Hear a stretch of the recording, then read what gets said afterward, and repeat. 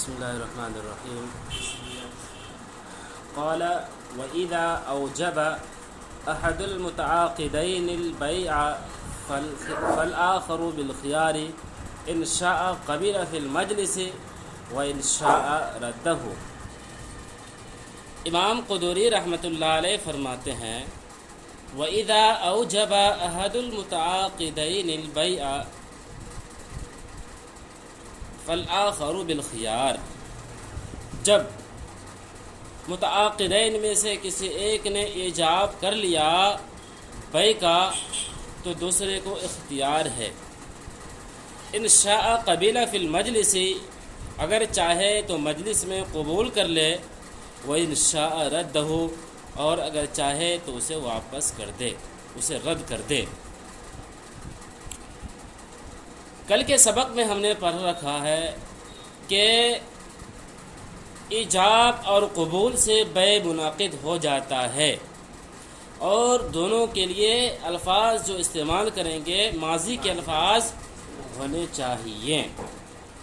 اب یہاں پر اس عبارت میں یہ بات بتلائی گئی ہے کہ بائع اور مشتری میں سے اگر کسی نے بھی ایجاب کر لیا تو دوسرے کو اختیار ہے، چاہے تو سامان لے یا سامان نہ لے. اسی کو کہتے ہیں وَإِذَا أَوْجَبَ أَحَدُ الْمُتَعَاقِدَيْنِ، اور جب متعاقدین میں سے کسی نے واجب کر لیا البیع، بیع کو، فالآخر بالخیار، تو دوسرے کو اختیار ہے. ان شاء قبل فی المجلس، اگر چاہے تو مجلس میں قبول کر لے، وَإِنْ شَاءَ رَدَّهُ، یا چاہے تو اسے رد کر دے. وَهَذَا خِيَارُ الْقُبُولِ، اور اسے کہتے ہیں خیار قبول. یعنی ایجاب کے بعد جب تک قبول نہ کریں تو اس طریقے کو کہتے ہیں خیار قبول. اب یہ جو مسئلہ آیا کہ جب کوئی شخص ایجاب کر لے، سامنے والے کو اختیار رہتا ہے قبول کرنے کا، آخر اختیار کیوں ہے؟ اس کی وجہ بتا رہے ہیں. دیکھیں، لِأَنَّهُ لَمْ يَثْبُتْ لَهُ الْخِيَارُ يَلْزَمُهُ حُكْمُ الْعَقْدِ مِنْ غَيْرِ رِضَاهُ، اس لیے کہ لِأَنَّهُ، اس لیے کہ لَوْ لَمْ يَثْبُتْ لَهُ الْخِيَارُ، اگر اس کے لیے خیار کو ثابت نہ مانا جائے، يَلْزَمُ حُكْمُ الْعَقْدِ مِنْ غَيْرِ رِضَاهُ، تو عقد کا حکم ان کی رضامندی کے بغیر لازم آئے گا. یعنی سامنے والے کو اگر اس کے اختیار میں نہ دیں تو بس یہ سمجھا جائے گا گویا کہ کوئی بھی چیز سامنے والے پر ہم زبردستی کہہ رہے ہیں کہ تم کو یہ سامان خریدنا ہی پڑے گا، جبکہ شریعت یہ نہیں کہتی ہے. اس لیے شریعت اجازت دیتی ہے کہ جب بھی کوئی شخص ایجاب کرے تو سامنے والا کو اگر پسند آ رہا ہے تو وہ قبول کرے، اگر پسند نہیں ہے تو وہ قبول نہ کرے. لیکن یہ قبول کرنا یا نہ کرنا یہ مجلس میں ہی ہے. یعنی جس مجلس میں ایجاب ہوا ہے، چاہے وہ مجلس جون سے بھی ہو، اس میں ہی قبول کرنا پڑے گا. مثال کے طور پر ہم بیٹھے ہوئے ہیں اور شریف الاسلام بھی وہ بھی بیٹھا ہوا ہے. ہم نے ان سے کہا کہ یہ قلم لینا ہے. اب اس کو اختیار ہے، چاہیں گے تو لیں گے، چاہے تو نہیں لیں گے. اس کے اوپر کوئی زبردستی نہیں ہے. لیکن اس کو جو اختیار ہے، جب تک میں یہاں پر ہوں اسی وقت تک، میں روم سے باہر چلے گیا اس کے بعد یہ اختیار اس کو ختم ہو جائے گا. آ رہی بات سمجھ میں؟ یہ اختیار اس کے لیے ختم ہو جائے گا. آخر یہ اختیار اس کو کیوں ملی؟ اسی کو اس عبارت میں کہہ رہے ہیں لِأَنَّهُ لَوْ لَمْ يَثْبُتْ لَهُ الْخِيَارُ يَلْزَمُهُ حُكْمُ الْعَقْدِ مِنْ غَيْرِ رِضَاهُ، اس لیے کہ اگر اختیار اس کے لیے ثابت نہ مانا جائے، عقد کا حکم ان کی رضامندی کے بغیر ثابت لازم ہوگا، تھوپنا لازم آئے گا. یعنی اگر میں اس قلم کو شریف الاسلام کو ضروری قرار دوں، اگر میں نے کہہ دیا میں نے اس قلم کو بیچا اور اس کو ضروری قرار ہو جائے کہ مجھے اس قلم کو خریدنا ہی پڑے گا، تو اس کے اوپر زبردستی ہے. نہیں زبردستی، ہو سکے وہ نہ خریدنا چاہے، قلم اچھا نہیں ہے، تو اس لیے اس کو اختیار دیا جائے گا. یہ اس عبارت کا خلاصہ ہے. اب آگے دیکھیں. اب تک بات ہو رہی تھی سامنے والے کو قبول کرنے یا نہ کرنے کا، لیکن اب یہ کہ سامنے والا کچھ بولتا ہی نہیں ہے، کچھ جواب ہی نہیں دے رہا ہے. تو اب جس نے ایجاب کیا تھا نا، اب اس کو بھی اختیار ہے کہ اپنے ایجاب سے کیا کر جائے، وہ پیچھے ہٹ جائے. یعنی اس نے اعلان کیا تھا، اس نے کہا تھا میں نے اس قلم کو بیچا، اب میں نے دیکھا شریف الاسلام لے ہی نہیں رہے ہیں، تو اب ہم کو اختیار ہے کہ میں کہہ دوں میں اب اس قلم کو نہیں بیچوں گا. اسی کو آگے عبارت میں کہہ رہے ہیں. دیکھیں عبارت: وَإِذَا لَمْ يُفِدِ الْحُكْمَ بِدُونِ قُبُولِ الْآخَرِ فَلِلْمُوجِبِ أَنْ يَرْجِعَ لِخُلُوِّهِ عن ابطال حق الغیر. وَإِذَا لَمْ يُفِدِ الْحُكْمَ، اور جب حکم کا فائدہ نہ دیا، اور جب حکم کا فائدہ نہ دیا، بدون قبول الآخر، دوسرے کے قبول کے بغیر، دوسرے کے قبول کے بغیر، موجب کو اختیار ہے. فللموجبی، موجب کو اختیار ہے. موجب سے مراد یعنی ایجاب کرنے والا، موجب کو اختیار ہے ان یرجع، کہ وہ رجوع کر لے، کہ وہ رجوع کر لے. یعنی جس نے کہا تھا کہ میں نے اس قلم کو بیچا، اب سامنے والا دیکھ رہا ہے کہ لے ہی نہیں رہا ہے. جس نے کہا تھا میں نے اس قلم کو بیچا، اب وہ کیا کر لے گا، کچھ فائدہ نہیں مل رہا ہے، دیکھ رہے ہیں کچھ فائدہ ہی نہیں مل رہا ہے، سامنے والا لے بھی نہیں رہا ہے، تو اب ہم کو اختیار ہے، ہم کیا کہیں گے، اب میں اس قلم کو نہیں بیچ رہا ہوں. یہی کہنا چاہ رہے ہیں اس عبارت میں. فالموجب ان یرجع، ایجاب کرنے والے کو اختیار ہے کہ وہ کیا کر لے، رجوع کر لے. پھر اس ترجمہ دیکھیں.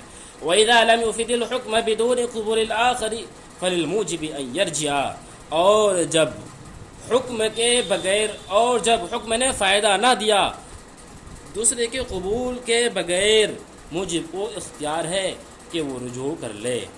کیوں کرے گا رجوع؟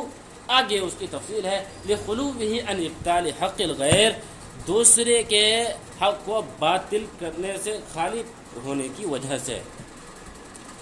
دوسرے کے حق کو، عن ابطال حق الغیر، دوسرے کے حق کو باطل کرنے سے خالی ہونے کی وجہ سے.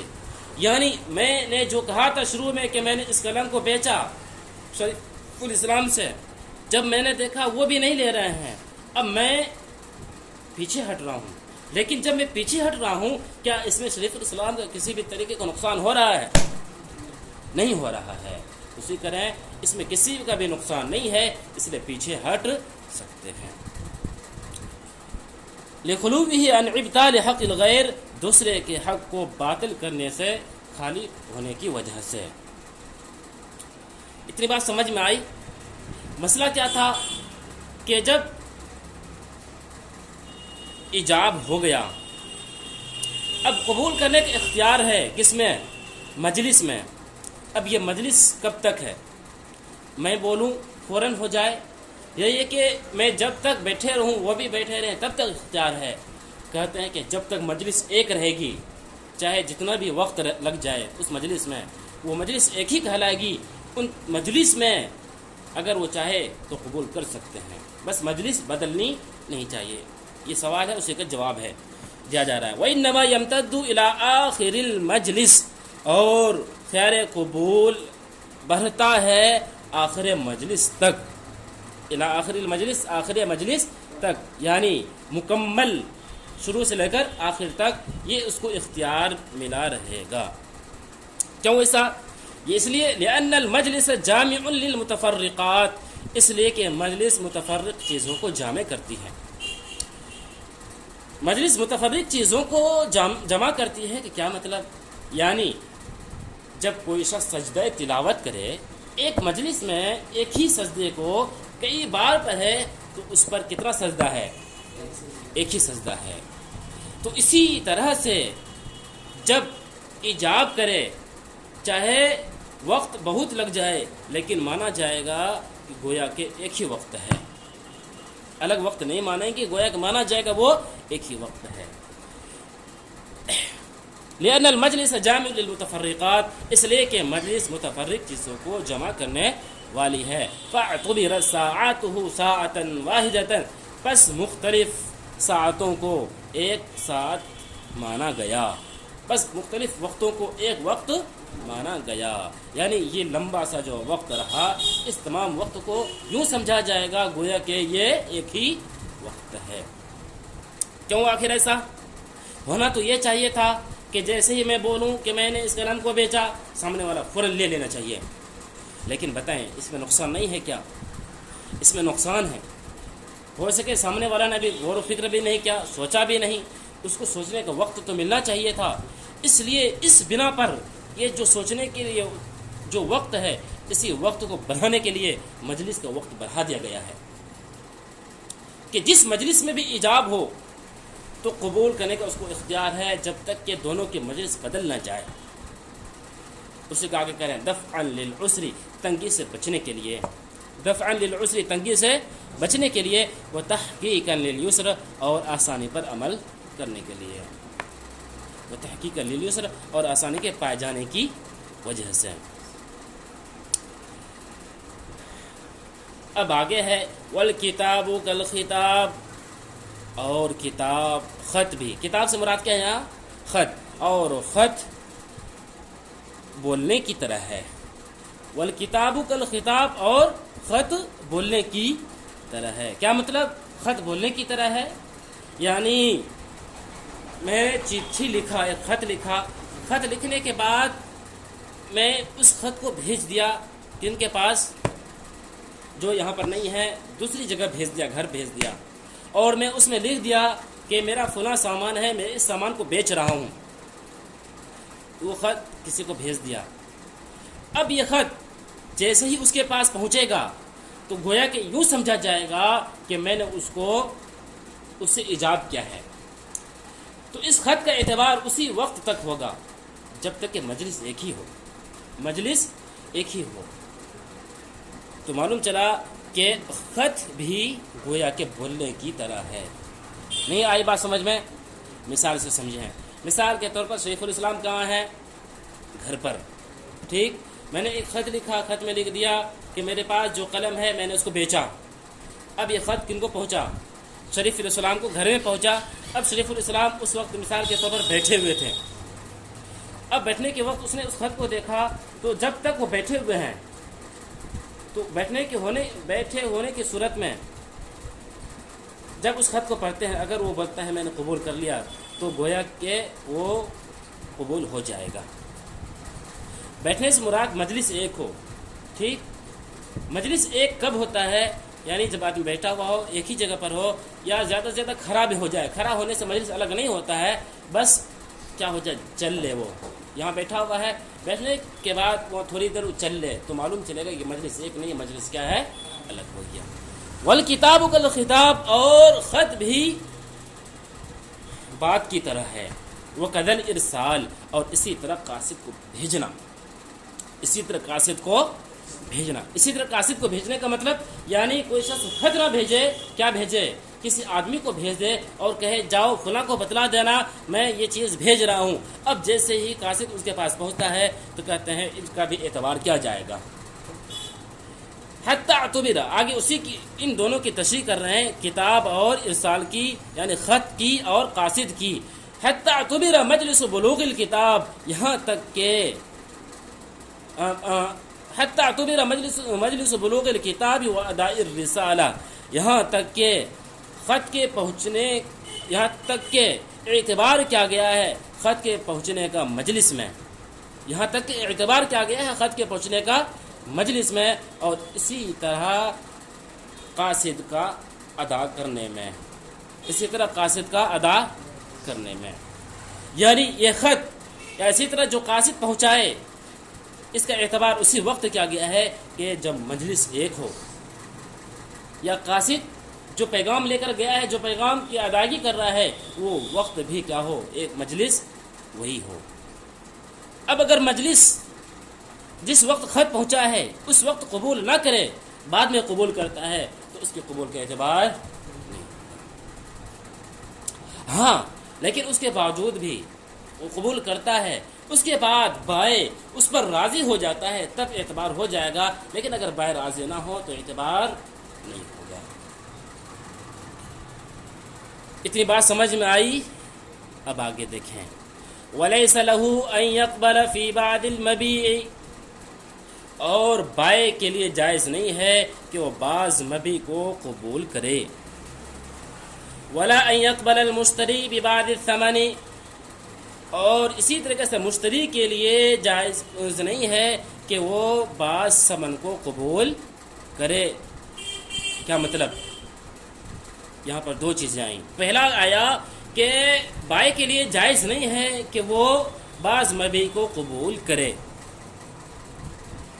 یعنی جب مشتری نے بائع سے سامان خرید لیا، کئی سامان خریدا، سامان خریدنے کے بعد مشتری سامان خرید لیا، خریدنے کے بعد اب بائع کہتا ہے کہ میں نے تم کو 5 سامان بیچا، ان میں سے ایک سامان تم رکھ دو، 4 سامان لے کر چلے جاؤ، تو یہ بائع کے لیے جائز نہیں. اسی طریقے سے مشتری کے لیے جائز نہیں ہے کہ وہ ثمن میں سے کچھ کم کرے. ثمن کیسے کہتے ہیں؟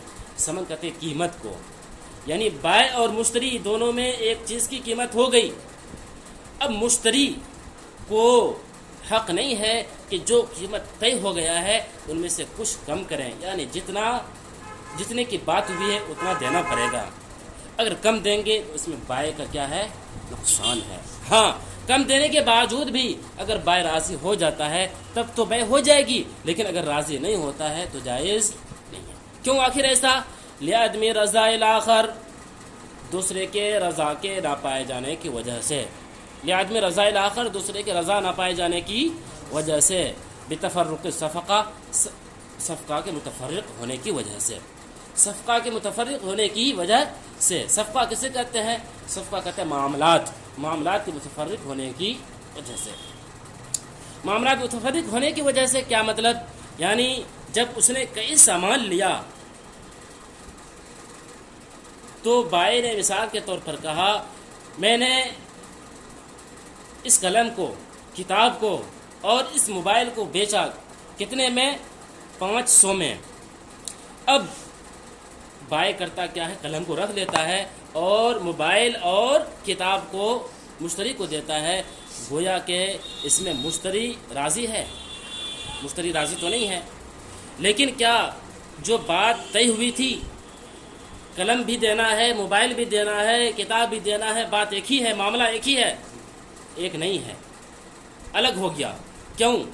جب بائع سامان دے رہا ہے، قلم رکھ رہا ہے، دے کیا رہا ہے؟ وہ موبائل دے رہا ہے اور کتاب دے رہا ہے. تو جب کتاب اور موبائل دے رہا ہے تو بات ایک نہیں ہوئی، تو اس وجہ سے معاملہ بدل گیا. معاملہ بدلنے کی وجہ سے بھی بائع کے لیے جائز نہیں ہے کہ وہ کیا کرے؟ مبیع کو کم کرے. اسی طریقے سے مشتری کے لیے بھی جائز نہیں ہے کہ وہ کم کرے. مثال کے طور پر ان تمام کی قیمت کتنی ہوئی تھی؟ 500 ہوئی تھی، اور مشتری کتنا دینا چاہتا ہے؟ 400 دینا چاہتا ہے. تو کہتے ہیں یہ جائز نہیں ہے، ٹھیک نہیں ہے. کیوں؟ اس لیے کہ شروع میں بات کتنے کی ہوئی تھی؟ 500 کی ہوئی تھی، لیکن بعد میں بات کتنے کی کر رہے ہیں؟ 400 کی کر رہے ہیں. یہ شروع میں 500 ہوئی، بعد میں 400 جو کر رہے ہیں، اسی کو کہتے ہیں تفرق صفقہ، یعنی معاملہ کا الگ ہو جانا، معاملہ کا الگ ہو جانا. اور حدیث میں منع کیا گیا ہے جب تک ایک پہلا معاملہ مکمل نہ ہو جائے تو دوسرا معاملہ نہیں کرنا چاہیے. آ رہے بات سمجھ میں؟ بتفرق صفقہ، صفقہ کے متفرق ہونے کی وجہ سے. لیکن ہاں الا اذا بین ثمن کل واحد، لیکن جب ہر ایک کی قیمت بتا دیا جائے، ہر ایک کی قیمت بتا دیا جائے تو اس صورت میں پھر جائز ہے. یعنی یہ قلم ہے، یہ موبائل ہے اور اسی طریقے سے یہ کتاب ہے، ہر ایک کی قیمت بتلا دیا کہ مثال کے طور پر اس قلم کی قیمت ہے کتنا؟ 250 روپے، اور اس موبائل کی قیمت ہے 250 روپے، اور اس کتاب کی قیمت ہے 100 روپے. کل کتنے کی ہے؟ 600 روپے کی ہے. اب یہاں پر مشتری اگر چاہے تو قلم کو چھوڑ دے گا، 250 کی ہے، بہت مہنگا ہے، قلم چھوڑ دے گا اور موبائل لے لے گا، اور اسی طریقے سے کیا لے لے گا؟ کتاب لے لے گا. کیوں؟ یہاں پر صفقہ اگرچہ الگ ہے، صفقہ یہاں معاملہ تو اگرچہ یہاں پر الگ ہوا ہے، لیکن یہاں پر چونکہ کئی معاملات کئی ہیں، قلم بھی خرید رہے ہیں، موبائل بھی خرید رہے ہیں، کتاب بھی خرید رہے ہیں، گویا کہ یہاں پر یوں سمجھا جائے گا جس وقت خرید رہے ہیں اسی وقت ایجاب ہوا، اور جس وقت لے رہے ہیں اسی وقت کیا ہوا؟ قبول ہوا۔ الا اذا بین ثمن کل واحد، مگر یہ کہ جب ہر ایک کی قیمت بیان کر دے تو جائز ہے، لأنه صفقات معنی، اس لیے کہ یہ معنوی طور پر کئی معاملے ہیں، معنوی طور پر یہ کئی معاملے ہیں۔ اتنی بات سمجھ میں آئی؟ چلے آگے دیکھیں کیا اتنے میں کیا بات آئی کہ کوئی شخص ایجاب کر لے تو دوسرے کو کیا ہے؟ اختیار ہے، چاہے تو مجلس میں قبول کرے چاہے تو قبول نہ کرے۔ آخر یہ قبول کا حق کیوں ہے؟ یہ اس لیے ہے تاکہ دوسرے کے اوپر زبردستی نہ ہو جائے، اور یہ قبول کرنا نہ کرنا کب تک ہے؟ جب تک مجلس میں رہے، تب تک اس کو اختیار ہے۔ اسی طریقے سے قبول کرنے نہ کرنے کا اختیار بھی کرنے کا اعتبار اس صورت میں بھی ہوتا ہے جب آدمی کوئی شخص خط بھیجے، خط وغیرہ لکھے، یا کسی شخص کو قاصد وغیرہ بنائے، تو اس صورت میں بھی اگر کوئی ایجاب یا قبول کرتا ہے تو اس صورت میں بھی اس کا ایجاب اور قبول کیا ہے؟ معتبر ہے۔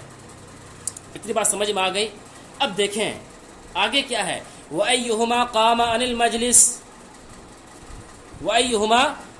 الْمَجْلِسِ قَبْلَ قُبُولِ بَطَلَ الْإِيجَابِ، اور امام قدوری رحمۃ اللہ علیہ فرماتے ہیں کہ بائع اور مشتری میں سے جو شخص مجلس سے کھڑا ہو جائے، چاہے بائع ہو یا مشتری ہو، عن المجلسی، مجلس سے کھڑا ہو جائے، قبل القبول، قبول سے پہلے، بطل الایجاب، ایجاب باطل ہو جائے گا، ایجاب باطل ہو جائے گا۔ کیا مطلب؟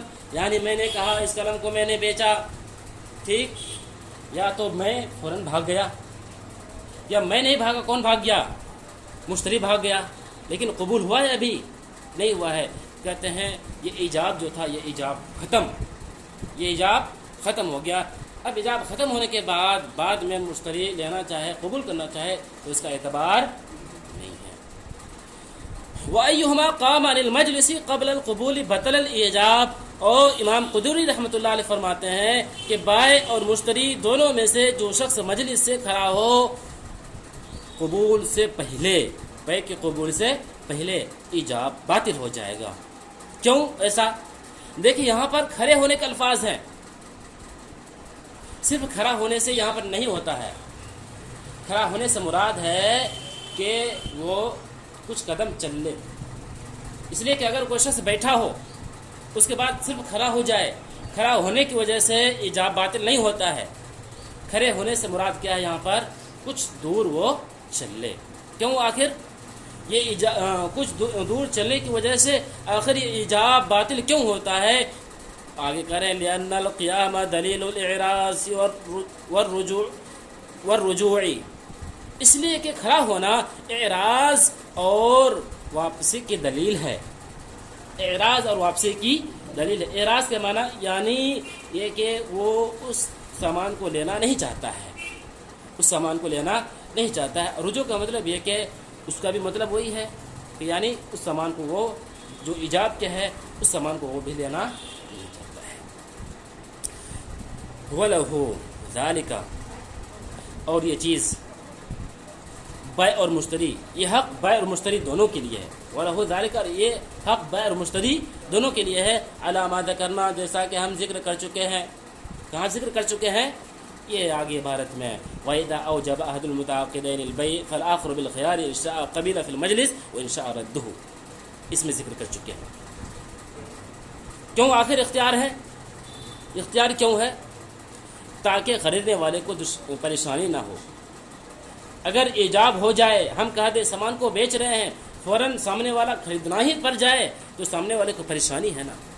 اس لیے سامان لینا ہے یا نہیں لینا ہے تو ہر دونوں کو اختیار ہے، اور یہ اختیار ٹوٹ جاتا ہے کس کی وجہ سے؟ مجلس کھڑے ہونے سے۔ کھڑے ہونے سے مراد ہے کچھ دور چلنے کی وجہ سے۔ اب آگے دیکھیں، وَإِذَا حَصَلَ الْإِيجَابُ وَالْقُبُولُ لَزِمَ الْبَيْعُ۔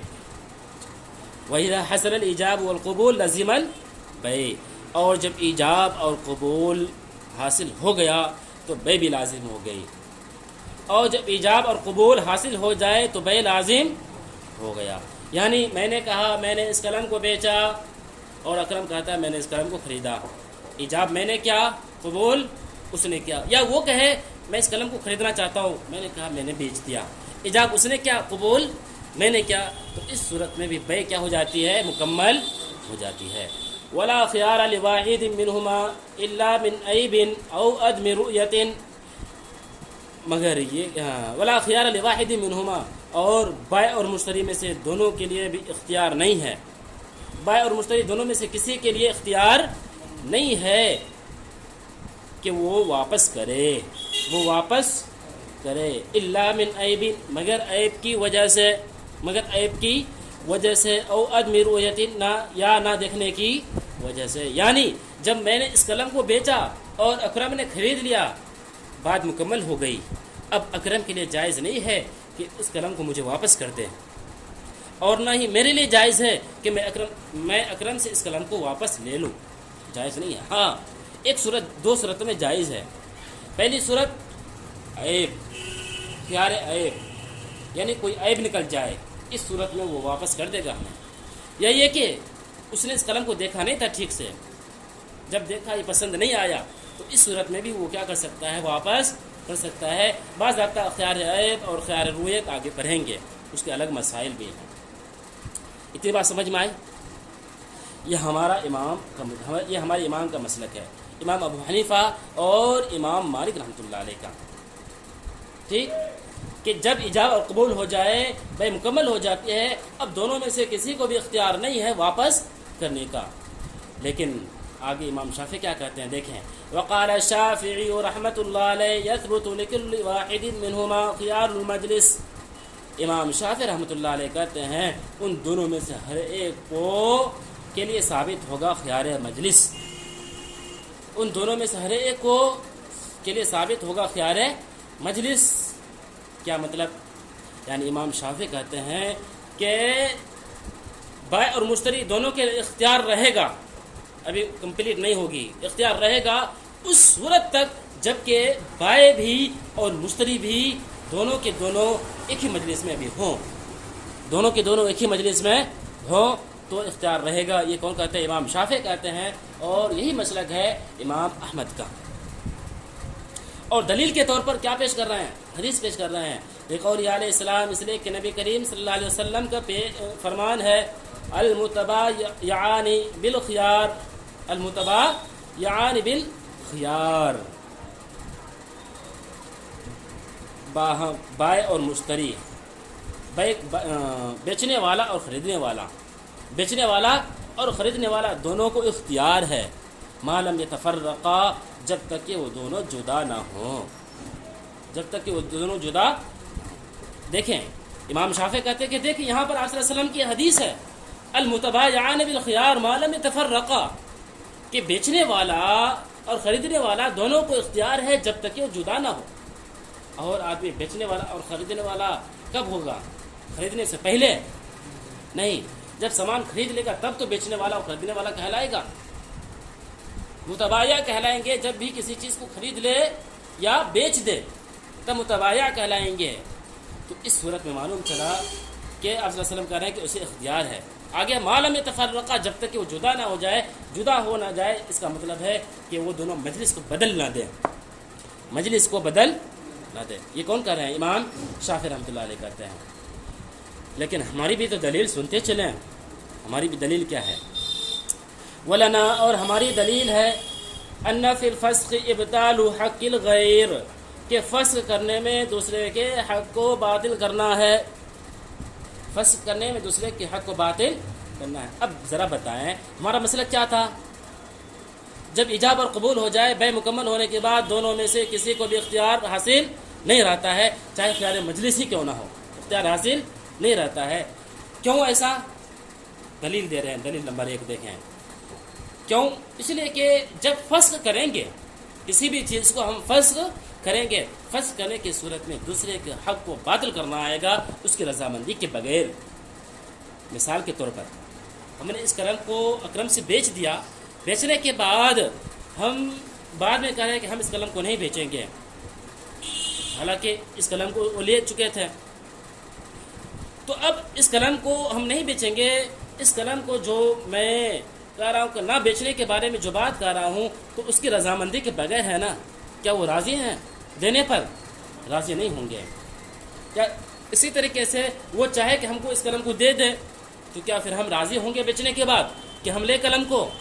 ہم راضی نہیں ہوں گے. اس وجہ سے ہم کہتے ہیں کہ اگر واپس کریں گے، چاہے بائع واپس کرے یا مشتری واپس کرے، تو آدمی لینے اور دینے پر راضی نہیں ہوگا، تو اس میں دوسرے کے حق کو باطل کرنا آئے گا.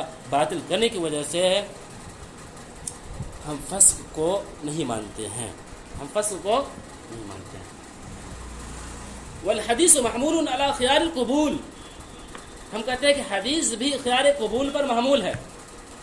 حدیث بھی خیار قبول پر معمول ہے.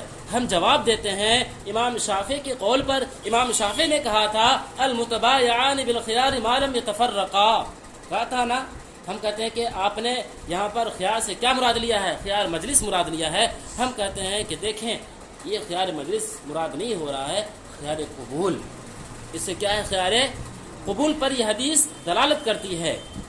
اور ہمارے پاس کچھ اشارے بھی ہیں، ہمارے پاس کچھ اشارے بھی ہیں. وفی اشارۃ الیہ، اور اس کی طرف کچھ اشارے بھی ہیں. کیا اشارہ ہے؟ وہ اشارہ ہے فإنہما متبایعان حالۃ المباشرۃ. حالۃ المباشرۃ اس لیے کہ خریدنے والا اور بیچنے والا دونوں خریدنے کے وقت فإنہما متبایعان حالۃ المباشرۃ، اس لیے کہ بیچنے والا اور خریدنے والا بیچنے کے وقت متبایع کہلاتا ہے. بیچنے کے وقت کیا کہلاتا ہے؟ وہ متبایع کہلاتا ہے. لا بعدها، نہ کہ ان کے بعد. یعنی یہ متبایع کا لفظ جو استعمال ہوں گے خریدنے والا یہ بیچنے والا، وہ اس وقت استعمال ہوں گے جس وقت اس چیز کو خرید رہا ہو. جس وقت اس چیز کو خرید رہا ہو. ایسا ہے کہ خریدنے سے پہلے پہلے کہیں، خریدنے سے پہلے پہلے نہیں کہیں گے. اور بائع اور مشتری ایسا ہے کہ خریدنے کے بعد کہیں گے، خریدنے کے بعد نہیں کہیں گے، بلکہ جس وقت خرید رہا ہے اس وقت اس کو کہیں گے بائع، اور جب بیچ رہا ہو تب، جب کیا کر رہا ہو بیچ رہا ہو تب کہیں گے اسے بائع، اور جب خرید رہا ہو تب کہیں گے اسے مشتری. اس وجہ سے حدیث میں جو یہ خیار ہے، یہ خیار سے مراد خیار قبول ہے، نہ کہ خیار مجلس. یا یہ کہ آگے جواب دے رہے ہیں. چلیے ہم مان لیتے ہیں آپ کی بات ہی، امام شافعی کی بات ہی، خیار سے مراد کیا ہو؟ خیار مجلس ہو. لیکن ہمیں ذرا یہ بھی تو بتلائیے اس خیار میں کیا یہ احتمال نہیں رکھتا ہے کہ اس خیار سے خیار قبول مراد ہو؟ او یحتملہ، اسی کو آگے کہہ رہے او یحتملہ فیحمل علیہ. یا یہ کہ وہ احتمال رکھتا ہے خیار قبول کا بھی، بس خیار قبول کو ہی اس پر معمول کیا جائے گا. یہ کہ خیار قبول کا احتمال لگتا ہے، بس خیار قبول کا ہی اس پر معمول کیا جائے گا.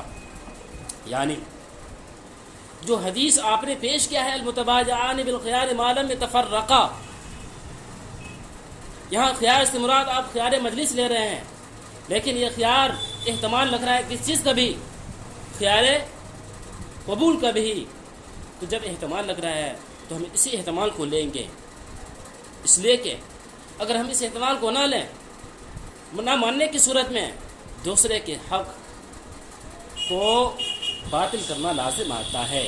اس لیے دوسرے کو حق کو باطل کیے بغیر اس خیار سے مراد خیار قبول لیں گے.